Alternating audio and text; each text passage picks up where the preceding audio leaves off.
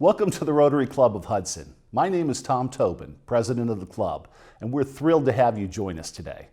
This meeting broadcast is available on HCTV as well as our Rotary of Hudson YouTube channel.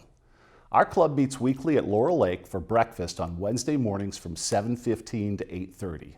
Come out and join us for a meeting. We would love to have you as a guest.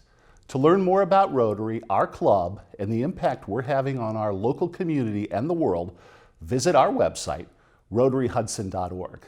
Enjoy the meeting today and help us share the message that Rotary connects the world. That first one was a little weak. Good morning, Rotarians and guests. Good morning, Ron. Welcome to the Rotary Club of Hudson. I'm Ron Strobel, the Sergeant at Arms. Our invocation this morning is by Jim Young.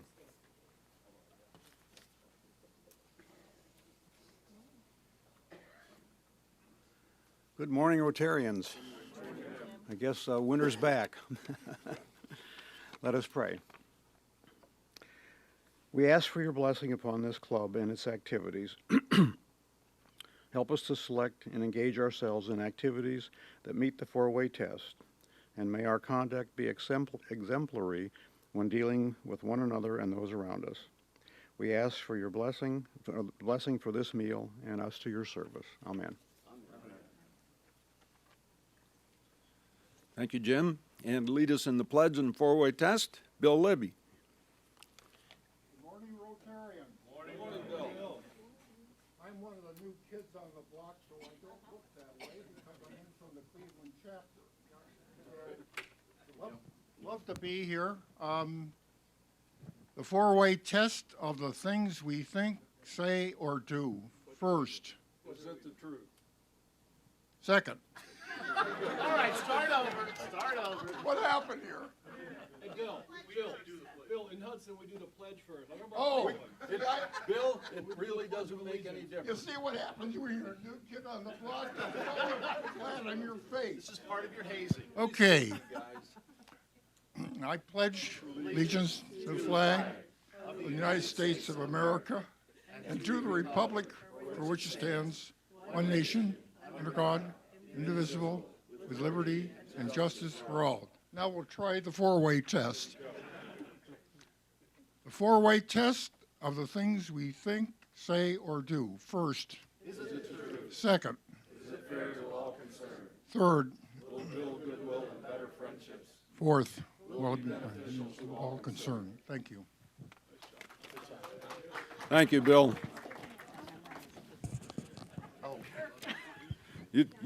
Usually we don't treat new members quite that poorly, but to lead us in song, Chris Barker. Bill, I was going to make you feel better and do my stuff in reverse. I was going to go do, guests first and then the song.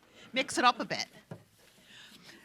Okay, so James Field, I believe, picked out When You're Smiling. I'm going to sing a fun song today. I honestly am not sure I really know the melody too well, so please sing loudly. So if everyone will join me. When you're smiling, the whole world smiles with you. When you're laughing, the sun comes shining through. But when you're crying, you bring on the rain, so stop that sighing. Be happy again, so when you're smiling, keep on smiling, the whole world smiles with you. Thank you, everyone. Nice job. And to introduce our guests. Thank you. Thank you, and to introduce our guests, I'm not going to introduce the speakers since they will have their time up here, but we have joining us again for the third time, Barb McAdoo. She is a guest of Mimi Becker. Good morning. And then we have our Rotary Youth Exchange student, Serena, joining us today. So thank you so much, and I believe she brought some beautiful artwork. Good morning, Serena, thank you.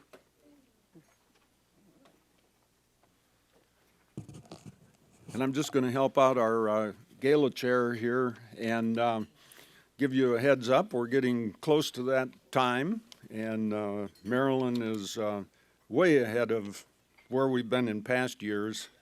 So we're all lucky to have her and not me. But just a couple of things. We have a commitment from Dr. John White to once again donate his orthodontic package, so we have that. It's worth $6,800, and we have a commitment from Don Sitz that we will again have a convertible of some style. He'll tell us in the next month or so whether it'll be a Camaro, Mustang, or what it'll be.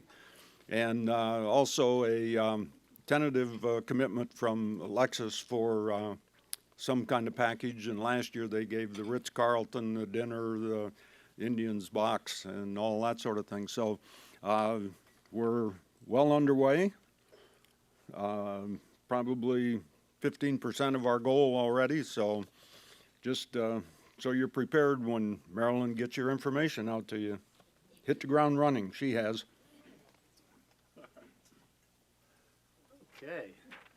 Good morning, Rotarians. Hey, a couple just little notes here. When with Bill, with that thing at the very beginning there, it reminded me of a I don't know if we call it a meme or whatever, something that I got on the internet the other day. It was a picture of this professional baseball player whose last name you could see from the back of his jersey was H.U. And he was standing on first base, and the thing said, "Well, it's taken 70 years till this joke could really be realized." This is a test of, like, who's awake this morning, okay? If you don't know what I'm talking about, ask somebody next to you. All right. And second of all, I just had to point out Jim Young mentioning, winter's finally here. Well, the first thing he said to me this morning is, Tom, I'm leaving at 9:30. I'm not going to be back till March. So the hell with you, Jim. Enjoy. He's going to Florida. All right. Sorry, that was a little harsh. All right, let's see here. Hey, first of all, if I could have Marilyn and Serena up just for a moment, as we're thrilled to have Serena back visiting us again with her ever-improving English. Go ahead. Let me. Okay, let's just trade places here Yeah. a little bit. Yeah. Serena's visit is almost half over. Can you believe it? Can you believe it? This kid is doing so amazing, though. She made the Distinguished Honor Roll at Hudson High School, and I mean, that just doesn't happen with foreign exchange students because mostly their language skills just aren't quite there. So we are so proud. This semester, though, she is taking more technology and art classes, and I saw this graphics arts project. Hold it up, Serena. Now, isn't that just cool? Her face has been replaced with words that are meaningful to her. And you'll notice right here, Hudson, Ohio, 19/20. I mean, this is just so awesome.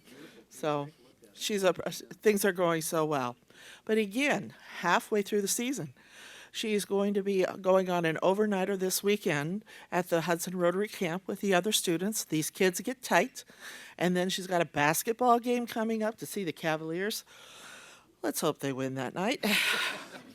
But nonetheless, it's going to be jam-packed. And very soon for spring break, she'll be taking the Eastern trip. So she'll see Washington, D.C., Boston, and New York.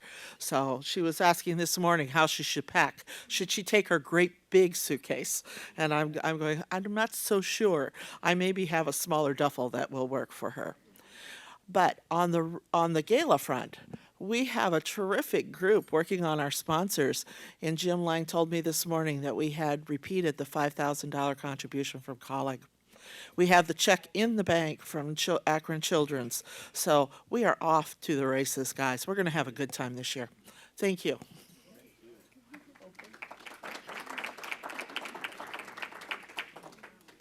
Thanks for being with us, Serena. It's great to see you again. All right. Hey, on a somber note here, I just wanted to note the passing of two former Rotarians. One of them I just noticed this morning, Ed Lutz, was a member of our club for a number of years. I don't know, has it been, guys, you remember, it's been probably 10 years or so since Ed was a member of the club, but at one point he was the membership person. I think he played a role in my recruitment, and just a great guy. I enjoyed him, and we'll miss him. The other one is Jerry Reeves. I noticed that he passed away, and I was going to quote from something that Phil Herman had put together and sent out to all the Hudson school staff. I'm sorry to share with you sad news this afternoon. We recently learned that former Hudson teacher, coach, principal, and longtime superintendent Jerry Reeves passed away on Sunday evening. Jerry was with the district from 1957 through his retirement in 1993. He was inducted into the Distinguished Hall of Fame in 2013, having led the Hudson City School District through unprecedented growth. He was involved in the building of Hudson High School, the new high school, of course, all three phases of the former junior high school, now East Woods, the building of McDowell Elementary, 2 additions to the former high school, now the middle school, Lavelli Stadium, the former field house, and the Ada Cooper Miller Natatorium, which was just renovated. In 1984, under the direction of Jerry, Hudson High School and Hudson Junior High School became some of the first schools in the nation to be selected by the United States Department of Education for recognition in the Secondary Schools Excellence in Education program. During his tenure as superintendent, he created the Hudson Public Schools Endowment Fund, which provides thousands of dollars of scholarships each year to graduating seniors. Established in 1990, the endowment fund received its first gift from the Donald Barlow 1933 graduate of Hudson High School in memory of his wife, Emily. Jerry's impact on the Hudson City Schools is still quite evident today. I hope that you take a moment to remember Jerry, his vision and legacy to educational leadership, and keep his family in your thoughts and prayers. And there will be calling hours, I believe, tomorrow in Fairlawn, and a mass of Christian burial on Friday at 11 a.m. at St. Sebastian in Akron. So, Jerry, a real giant in Hudson education. We're going to miss him, and a great Rotarian. So, sorry to pass along that bad news to you. Let's see. One other thing. I wanted to also call attention to the third leg of the Hudson Climate Change Workshop program that Mimi Becker and the Hudson League of Women Voters has been conducting. So this last leg will be February 4th. Is that right? 13th. I'm sorry, February 3rd. I did the wrong thing there. That was the date of the email. I'm sorry. February 13th, 6:30 to 9 p.m. here at Laurel Lake in the community room, I believe. And we're going to have folks from the city and from the schools to come to address issues related to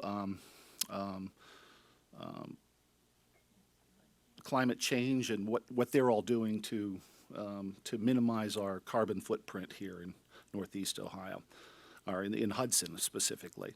So I've been to some of those. I would highly recommend it. Think that the plan is to have recommendations come out of this third one that could be presented to the community. Good work by you, Mimi. I also noticed, by the way, League of Women Voters is going to be celebrating its 100th birthday, coming up on February 14th. So if you see a bunch of women in white dresses around, suffragists, that's what's going on. Let's see. I think that's. Oh, I also wanted to call attention to our audio-visual volunteer for the month, Abby Silcox from the Service Learning class at Hudson High School. Please all say hello to Abby and thank her for being with us. Thank you for her work. All right, if I could call John Adams up to introduce our speaker for this month, for this week, excuse me, this week. You got it right. Good morning, Rotarians. It is my pleasure to, in this month of health and wellness, to kick it off with a presentation I think that you'll all enjoy, given by a presenter I think you'll really respect, Diva Agrawal. A little bit about Diva. Divya is that she's going to be speaking on guidelines for healthy fueling. I shared with her that it was a little intimidating as I was making my breakfast plate this morning, knowing that I was sitting with a dietitian, so I was very careful of my portion selection. And so her bio, Divya Agrawal is a registered and licensed dietitian and a health and wellness coach with Gem Care Wellness based here in Hudson. Divya received her Bachelor's of Science degree in nutrition from Case Western Reserve University and her Master's of Science degree in human nutrition from Columbia University. I had the pleasure of seeing her presentation about a month or so ago, and knowing that this month was coming up, I identified her as somebody that would be great for this month's presentation. It's obvious that this isn't just her formal education that we're all going to benefit from, but you'll observe that this is truly a passion to her as well. So with that, I'm excited to introduce our speaker this today. Thank you.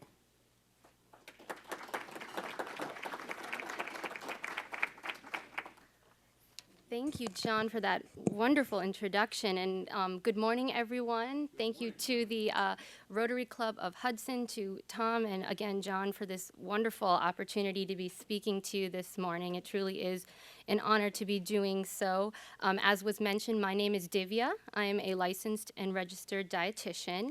And before I start the heart of my talk, I kind of wanted to speak about what it means to be a dietitian. So as you know, we live in a world where there is so much information, and all that information is very much accessible right at our fingertips with a few clicks. And over the past few decades, a lot of that information is nutrition information that we find, whether it be on the internet or other media sources. That being said, when it comes to fueling your body, it's very important that that information that you are getting is credible, and it's coming from a source that you can trust and a source that is qualified to provide that information. A registered dietitian is a recognized credential. RDs possess a 4-year college degree. We complete a 1-year internship and sit for a registration exam administered by the Academy of Nutrition and Dietetics, which is the official governing board for dietetics practice in this country. Furthermore, most states, including Ohio, require licensure for dietetics practice and to allow us to counsel other individuals. This is a public safety measure. You may have heard of the term nutritionist. You may have seen it or heard this term nutritionist. This is actually not a legitimate title. It's not a real credential. It's important to note that all registered dietitians are nutritionists, but not all nutritionists are registered dietitians. And I feel that it's very important to delineate that distinction, not only in support of the dietetics community, but to support the health, well-being, and safety of our community.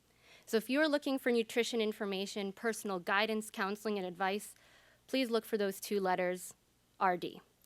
And with that said, so the heart of my talk, the main topic I wanted to discuss today is how to healthfully fuel yourself throughout the day, from breakfast to dinner and from snacks to hydration. So I'd like to bring your attention to our handout here. We're going to come to the bottom of the front page on nutrition guidelines for building balanced meals. So the best way to start to fuel yourself healthfully is to build a balanced meal. And the way we do that is we start by discussing the 3 macronutrients, which are carbohydrates, protein, and fat. So I want to share with you some healthy options for carbohydrates.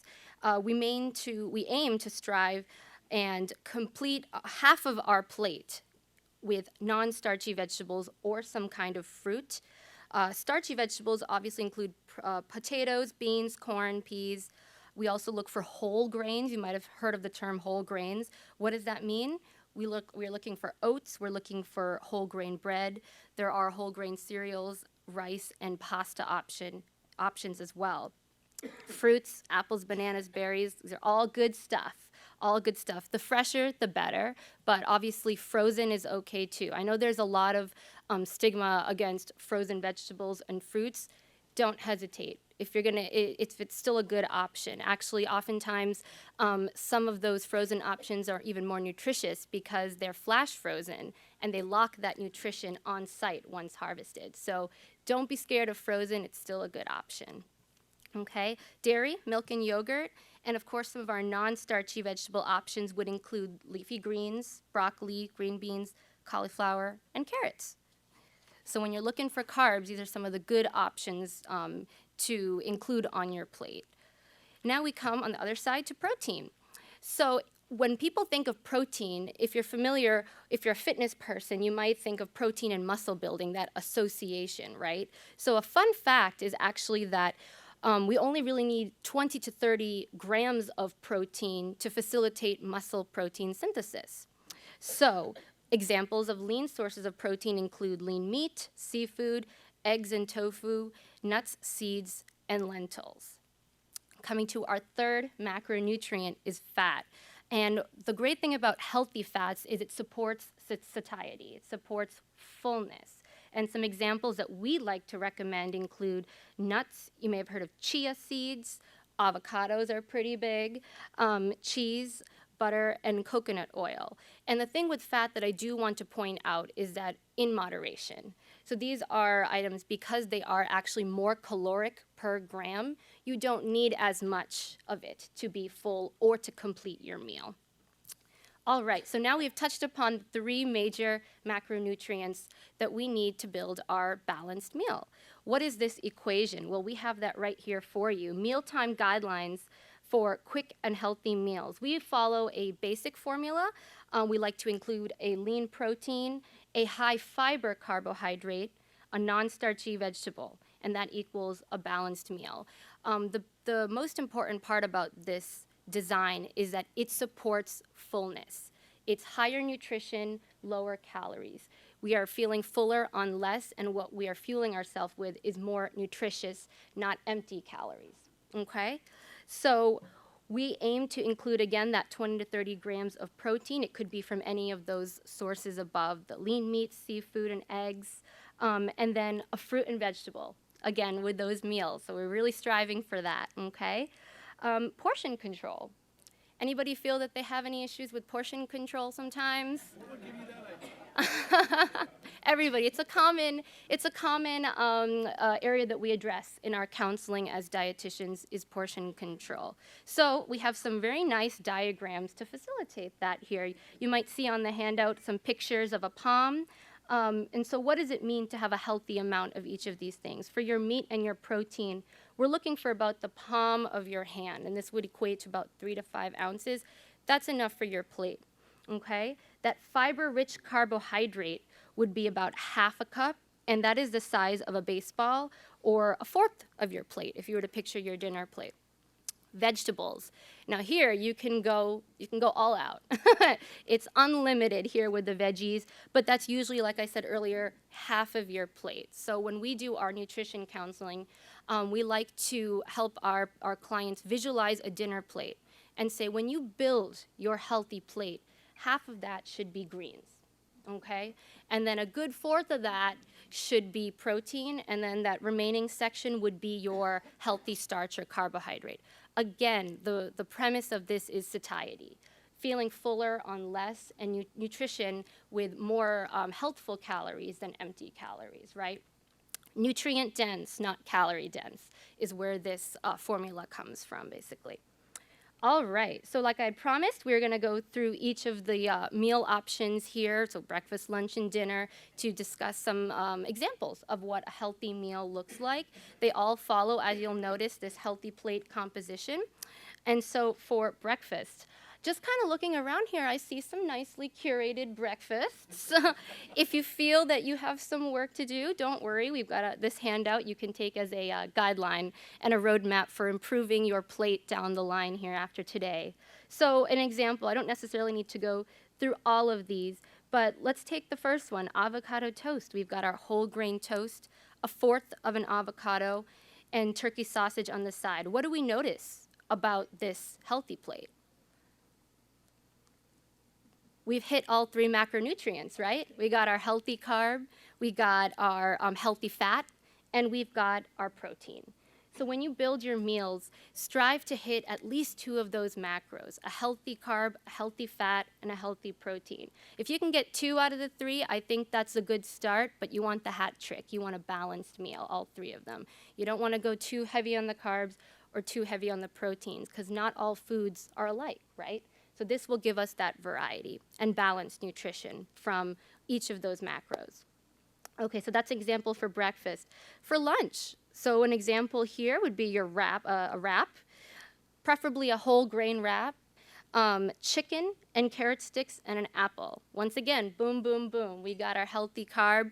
We've got chicken, which also has a little bit of fat in it, carrot sticks, apple. That's our fruit and veggie. Well done. Again, for the dinner time. So I don't know if anyone has ever heard of zoodles. Anyone heard of zoodles? Zucchini pasta. So you can actually make veggie pasta. Zoodles are pasta made out of zucchini. And so that would count as vegetables. That's a slick trick for getting in your veggies. Meatballs, marinara sauce, and a whole grain bread.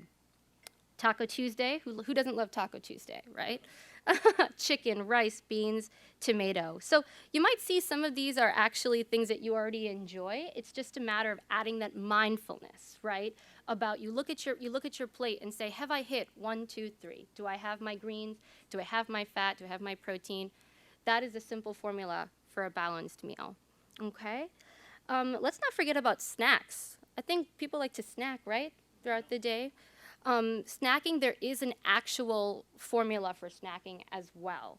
There is a way to snack healthfully, and we should snack healthfully. So what we advise is that when you do find your snack, when you do select your snack, you want it to have more of a protein and a fiber composition. Again, because these are more filling nutrients, and they'll keep you full longer hopefully to your next meal, so you won't have to eat as much more, right? 7 to 10 grams of protein and at least 4 grams of fiber would constitute a healthy snack. We also want to keep our snacks on the lower side. It's very easy for a snack to become a meal if we're not mindful. So less than 200 calories. And depending on how active you are, it would be 2 to 3 times a day. But again, snacking should be planned, okay? There's a difference between kind of grazing throughout the day and selecting your snacks. So there's a fine line there, and you want to be careful to not overconsume calories. That's when snacking becomes unbeneficial. All right. So we do also get a lot of questions about the relationship between diet and fitness. And so we did want to touch upon that a little bit as well. If you're a very active person, you work out, it's important to fuel for your workouts as well, before and after. So we have a few guidelines for that. The goal before a workout is to have the energy to do the workout, right? So we actually focus on simple carbohydrates for that. That would be a readily available source of energy for your run, for your workout. And so about 1 to 3 hours before your workout is when it'll be most beneficial. And examples of that would be an apple, banana, a turkey sandwich would be fine. So focusing on actually the simple carbs, oftentimes banana is a common option, and you don't even need the whole banana, but it's just that quick energy is what we're looking for. We advise avoiding fiber and fat. It's a little bit too heavy on the digestive system before you're doing something intensive like a workout, like a run or something. Now, it is very important to also fuel after we are working out as well. Depending on what you're doing, if you're doing some kind of weights or lifting of some kind, even if you're just running, that's a lot of exertion on our body. We've spent a lot of energy, and we have potentially damaged a little bit. This is just natural damage, our muscles, and we need to rebuild that. And so it's very critical to look for that protein source after a workout. Examples would be a shake. You could do a chicken and rice, even milk, chocolate milk. Sometimes people have that, but please don't forget your post-workout fueling to support that muscle rebuilding, that synthesis. It's for preventing injury as well. If you were to go work out again, you want to make sure that you're ready for that next workout and not overexerting your body. So here's something else an interesting question for you. Do you feel personally that you are well hydrated? I'm seeing a lot of no's, right? Believe this is one thing that falls on the back burner for some reason. And considering that humans are 70% water, you would think that this is something that's very important. But somehow hydration falls to the wayside. And it's so critical for us to stay well hydrated, not just in general, but it can also serve as a very good portion control strategy, a weight management strategy. I know there is the proverbial 8 cups of water, right? 64 ounces. But is that truly how much everybody needs? And the answer is no. So the clinical recommendation for water for each person is actually your body weight in half in ounces. So for example, if you are a 200-pound person, your required needs, your recommended hydration needs is actually 100 ounces of water. I know that sounds like a lot, but again, we're 70% water. So being hydrated, the clinical recommendation is half your body weight in ounces. I get the same reaction from everybody I tell this to. So my suggestion is don't be worried about this. If you're not used to drinking that much water, start by half of that and work your way up. You don't need the 100 if you're not used to it. Start with 50 and then work your way up. But again, hydration is very, very important. For those folks who said that they struggle with portion control, a really great strategy is to drink a whole cup of water about 15 to 30 minutes before the meal. Why is that? Because water has volume, right? So it actually fills up your stomach a little bit and can help to trigger that satiation cue a little bit earlier. That's a really easy trick to help promote fullness and portion control. I actually advise to top off with a glass of water afterwards as well. So before and after, and just that kind of serves as your like cutoff, right? That's it. And for those coffee drinkers, I love coffee. I enjoy coffee quite a bit. It's actually can be a very dehydrating beverage, if you've noticed that. It's hot, it actually leaches water from our bodies. So we do recommend that if you are a coffee drinker, try to couple some water with that as well to replenish after that. I actually keep, like brother and sister, my coffee cup and water bottle together, and I just kind of like go back and forth there. But hydration is very important when you drink something like caffeine as well. Anytime, right? It's never too late to change habits, I think. So that's kind of an overall coverage of fueling, essentially. And I wanted to take this time to open up to any questions about these general recommendations for nutrition. Yes? So, as we get older, With me 1 second. You use a microphone. People use the microphones because we're recording for cable TV, and if you don't use a microphone, it sounds like you're shouting from across the room on the which TV. we are. No, but with the microphone, So your I voice understand comes through. as we get older, we're in our 70s or 80s, that our body doesn't register our quest for water. Now, I've read that someplace. I don't know whether you've heard it or not. Honestly, I'm finding at any age, some people just kind of, it doesn't come to the forefront of their mind. There are so many distractions in our world these days, whether it be work or our phone. I mean, I have clients who don't even eat lunch sometimes. They're so distracted, they skip over that. Water is just, it really falls on the back burner for folks. So regardless of whether you register or not, or you're just very distracted, how I help people make water part of their lifestyle is actually that suggestion for before and after, creating the association between hydration and mealtime. So creating associations will hopefully serve as a reminder to drink water. Oh, it's lunchtime, have my cup of water first, have one afterwards. And just by doing that, actually, you can get 6 cups pretty quickly, right? Breakfast, lunch, dinner. So for those people who say they forget, or it's just kind of not appearing very, very often or occurring to them to drink water, create those associations, create a connection.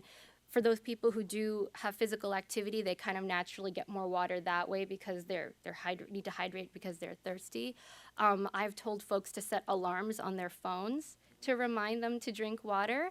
It may sound silly, but anything to get someone back onto a habit, right? So alarms for water, making associations, whatever the barrier, there's always a solution. And so those are some of my top recommendations for reminding yourself to be hydrated. How do you feel about drinking tap water versus bottled water? I think as long as you personally know that your tap water is clean, then I think it's fine. It's just about getting the water, and I don't see any differences there unless there is a reported issue with your tap water. I personally just filter mine with like a Brita, just because I like the taste a little bit better. But I don't see any difference that way. I think as long as it's clean and there's no issue with it, your sources should be fine. I'm very devoted to having salads, very disciplined, and I put a little protein on top. Nice. What about the salad dressing? What do you recommend? What should Yes. we avoid? Great question. So a lot of the salad dressings, the creamy ones, are the culprit. Creamy equals culprit. So that's a lot of fat. It's a lot of fat concentrated in there. Some of the processed salad dressings that you have in the market sometimes also have sugar lurking in them as well. So unless you kind of take some time to read the bottle, you might be getting a lot more than just some simple salad dressing. We usually turn our clients towards something like an oil or a vinaigrette because it takes out all of that fat but still gives that nice like hydration or like for the salad. As far as how much salad dressings, that's another barrier to success, right? So we often suggest whether you're at home or you're out at a restaurant to ask for the dressing on the side. And instead of completely lathering up the salad, take a bite and dip it.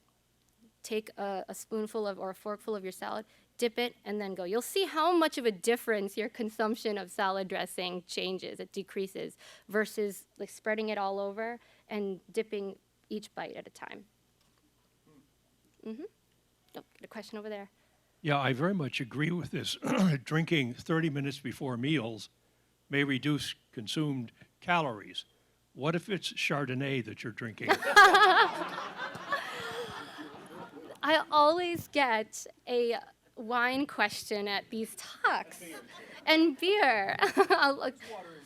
There's for sure. So, I mean, water I consider the king beverage because, again, 0 calories, right? And the truth of the matter is alcohol is empty calories, and so with everything, it's just moderation. I think as long as you're mindful, it's probably not going to help you with satiation. Actually, alcohol sometimes triggers hunger more than anything. So maybe not as a satiation strategy, probably for enjoyment, but for the purposes of portion control and satiety, I think you really can't beat water. You get the effects without the calories, really. But I like a good Chardonnay, too. Okay, so my question relates to 2 types of products. One is pre-workout to give you a little extra energy, and also meal replacement shakes. Sure.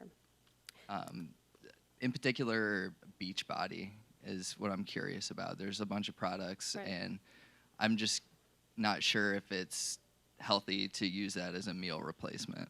Right. Great questions. So for the are you asking about the Beachbody for pre-workout too, or just Yeah, pre-workout any question? kind of pre-workout shake. Sure. So the key with pre-workout is you can have some protein, but again, we want to emphasize those simple carbohydrates. So I might not actually necessarily, you can have a little bit of the shake, but it's what we're looking for is like those bananas, those fruits, that quick energy. The shake is actually more beneficial afterwards. The protein there that we talked about, the 20 to 30 grams of protein within a few hours of working out.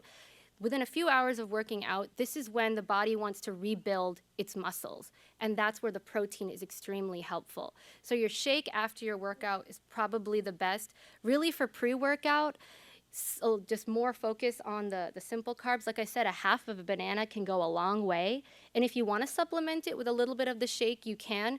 I would leave more time then if you're going to have the shake, though, just so that your body can digest it and process it. don't hit that treadmill immediately, it won't feel good. So leaving time is important, but it's a great question. Beachbody, I don't know specifically about that, but let me tell you, for any meal replacement shake, nutrition facts label. You want to know what you're getting in there. What is the composition of protein versus sugar? A lot of these shakes oftentimes replace other ingredients with sugar, sugar, and those flavorings, sweeteners, because they want you to enjoy it, right? And they want you to like it. So please be aware of what you're having. And the best way to do that is taking a look at the label and comparing products. Yes. What about sports drinks, Gatorade and so forth? What's your view on those, and do you recommend diluting them?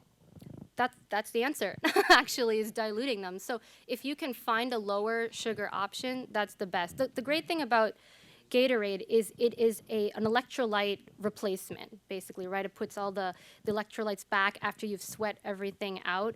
The disadvantage comes with the sugar. So if you can dilute it, then you're getting much more benefit and less just calories from that drink. Because I think when we drink Gatorade, we're trying to replenish some of the lost nutrients, lost minerals from that workout. We're not asking for more sugar, right?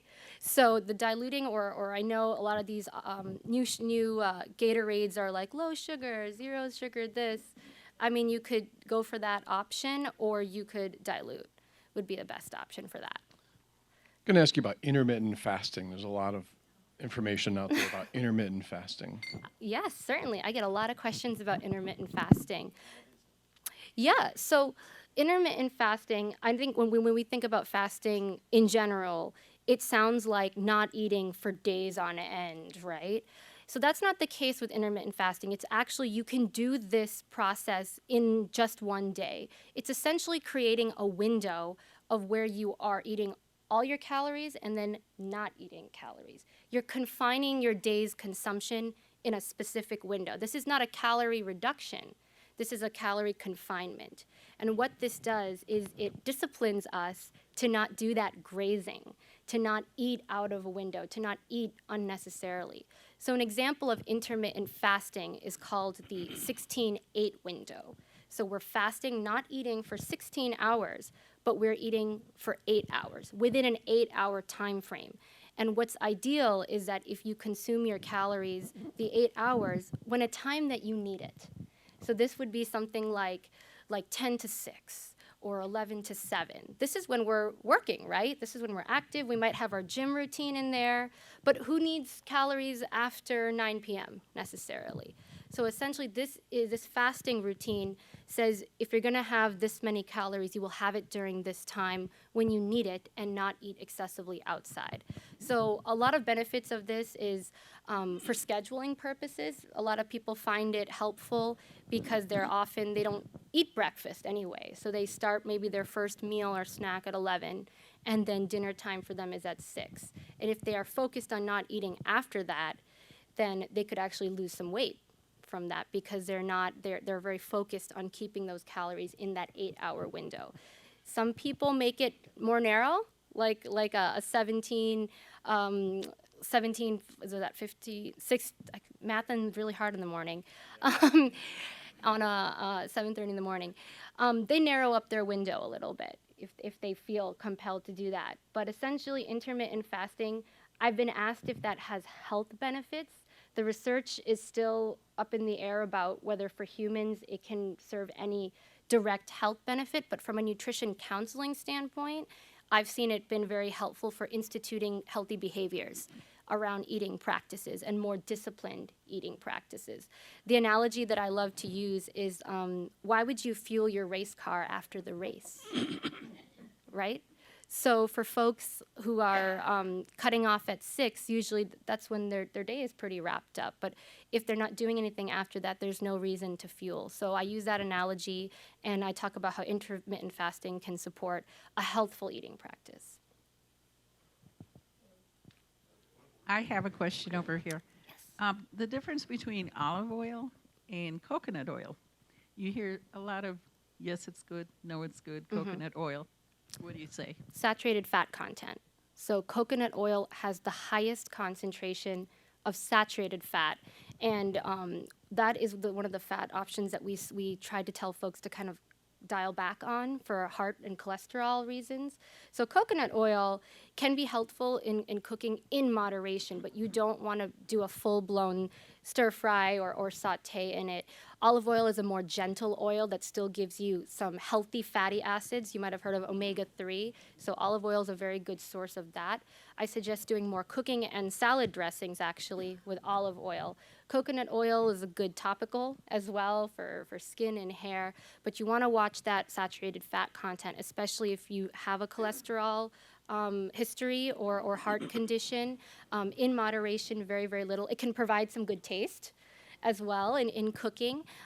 It's not something that I suggest like a full-blown meal made out of, though, because of that fat concentration. Yep. Yeah, this is a question that relates the type of food you eat and that type of food that might promote a feeling of well-being, or the connection between the food you eat and the mood that it creates. Mhm. Are there certain foods that promote a feeling of wellness or a good feeling, Yeah. as compared with foods that might promote just the opposite? Very, very good question, very complex question, and I'll tell you why. Because for something like sugar, for example, so sugar brings a lot of good feelings for a lot of people, a lot of instant gratification, right? But at the same time, sugar in excess can have a terrible effect on your mood as well. So it's like there's a happy balance of for everything. When it comes to feeling good in the long term, so sugar is great for that instant gratification, like instant feeling of like comfort.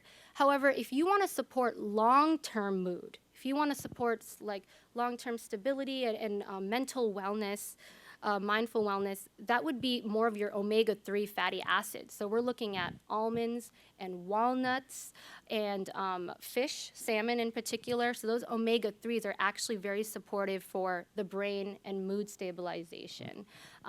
Excess in sugar is actually one that makes people feel very erratic. So when people ask for the brain food and the good mood food, I direct them towards those nuts. Mm-hmm. And dark chocolate in moderation. That's a good balance between sugar and a healthful option. Two questions. Sure. The first is Serena. When she arrived here, one of the biggest shocks for her was our eating habits and time of eating. Yeah. In her home country, 2 o'clock in the afternoon is the major meal for the family. Can you address that, the difference where that might be? And you can see she's a very healthy looking young woman. Yeah. And that's what we recommend to our clients too, is to actually, we need to shift that back. I think there is some kind of social construct in this country about dinner being the family meal, perhaps, or being, after a long days of work, you want to sit down and enjoy that family meal. So from a social standpoint, that is very, very comforting. But from a health standpoint, like I had made the analogy earlier, as your day winds down, so should your intake. Right? So having that midday meal be your heaviest meal and most bulky meal will get you fueled through the rest of the day. So I like to say front load your calories, whether it be breakfast, mid-morning, or lunch. That is the ideal healthful way to consume calories for weight control, because otherwise we're consuming too many at a time when we don't really need it and don't have an opportunity to burn it. The second question is about Gem Care. Mm-hmm. Tell us a bit about your company, how big you are. Is this a franchise? How many dietitians you have, Sure. and then your personal training. Where did you go to college? Certainly. So for Gem Care Wellness, this is a local family business here in Hudson, Ohio. And we are a team of about 40 registered dietitians. Most of us also have advanced degrees. The main counseling platform that we use at Gem Care is actually telephonic health coaching. So we talk to clients all over the country and counsel them on a variety of areas: weight management, diabetes, blood pressure, cholesterol, and even smoking cessation as well. So we have a lot of coverage. I've personally been with the company for 3 years as a health and wellness coach. I am currently living in Cleveland, Ohio, but I'm originally from Boston. My training undergrad is from Case Western Reserve University. It's where I got my undergrad in nutrition, and I received my master's in human nutrition from Columbia University. Thank you. The other question, you mentioned trying to be conscious of how much sugar intake is, and I know I read labels all the time and it'll say no sugar. But if you don't know what to look for that they stick in for sugar substitutes, you're maybe worse off in some cases because those sugar substitutes can do a number Sure. on your health as well. So do you want to comment on that? Yeah, I mean, so there is a place where sugar substitutes can be helpful, and this is particularly for folks who are sensitive to sugar, such as diabetics. So finding those substitutes are helpful. If you don't need sugar, which by the way, there really is no human need for refined sugar. We do need some level of carbohydrates, and our sugar can come from a healthier source, but there's no necessarily human nutrition need for refined sugar. So if you don't have any sensitivity like that, and you can avoid a sweetener, or what we say specifically is added sugars, which are not natural to the product, that is what I suggest when it comes to sugar. Because obviously fruit has sugar, right? But that's a nutritional source. For added sugar, though, that's what you want to look for on the label. This is stuff like the corn syrup, the malts, and things that are not naturally present. If you can keep those to a minimum, then you're better off. If you can keep sweeteners to a minimum, you're better off. Not just because of the health implications, but with sweeteners, if you're trying to break up your relationship with sugar, why would you go to a sweetener, right? So it's about breaking that relationship and not perpetuating a desire for something sweet. Oftentimes, sweeteners are sweeter than real sugar. And the thing with diet soda, for example, is that I have a lot of clients who tell me, oh, but I'm drinking diet soda, so it's okay, right? I'm like, if you're trying to break up your relationship with sugar, you realize that you're perpetuating that by continuing to drink something that's sweet. So the best thing to do is, if you're trying to reduce your sugar intake, is to cut it off completely if you can, and get your sources from natural sources. One last question? So the question of caffeine, Mm-hmm. a lot of us drink coffee every morning, and sometimes for a boost, I'll put a Coke in the refrigerator and just take a swallow. Is there any substitute for caffeine in terms of giving yourself a lift? I usually go straight to tea. Green tea is a really good source of caffeine, but that's not the kind of caffeine that would put you into overdrive. The caffeine from tea is more of a gradual kind of a boost, as opposed to the caffeine content in coffee. So I usually go to that. And again, it's more natural. There are also other benefits to green tea as far as increasing metabolism. And so who wouldn't want extra benefits that way too, right? So I usually go straight to tea. There are other supplements that you can put into even water, like Crystal Light and things like that, that have low sugar but some vitamins in them. So you can do it that way too, is you can naturally flavor your water to include some of that energy boosting effects without getting the sugar, which is what you're getting with the Coke. Thank you so much for your time this morning. It was wonderful to be here. Have a great day. Thank you, Divya. That was really great. I think we learned a lot. Let me just see if I understood one thing, Divya. So the green tea, the caffeine in green tea, is it a different type of caffeine that is in coffee, or is it just less? It's just a lot less. It's just a lot less. Okay, got it. Okay. A lot of good lessons there today. I think I need to install some sort of a big water tank in my house. You said some, like, my weight divided by 2 times ounces. That's a lot of water. I'll be living in the bathroom for the next week. All right. Okay, let's see here. Let's go to the Rotabuck. This week we have a payout of $12. Divya, could I have you pick up a ticket for us?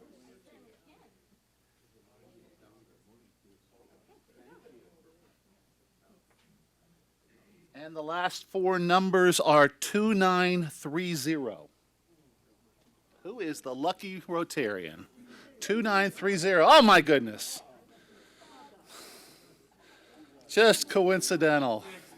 Just coincidental. And Dad, your jackpot opportunity is for $112 this week because we had a big winner last week. I won $600. I don't think I've won one since then, about 30 years. Okay, Tom. All right. Black marble in there? See it? All right.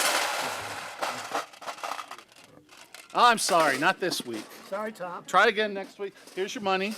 Oh, good, cool. All right. And let's see. What else do we have? Next week we have a service learning class with us. We have the Scout. Is the Scouts next week? Am I right about that? I'm going to take a look at that again. I think we have the Scouts next week. Yeah, we have the Scouts next week. And we're going to try to sneak in a fine day, too. So it's going to be a busy day. We'll do our best to get that all in. I'd say just after, listening to Divya today, the same sort of message that we give to the students at the high school, and make good choices. I think that's, to just translate a little bit for our audience here.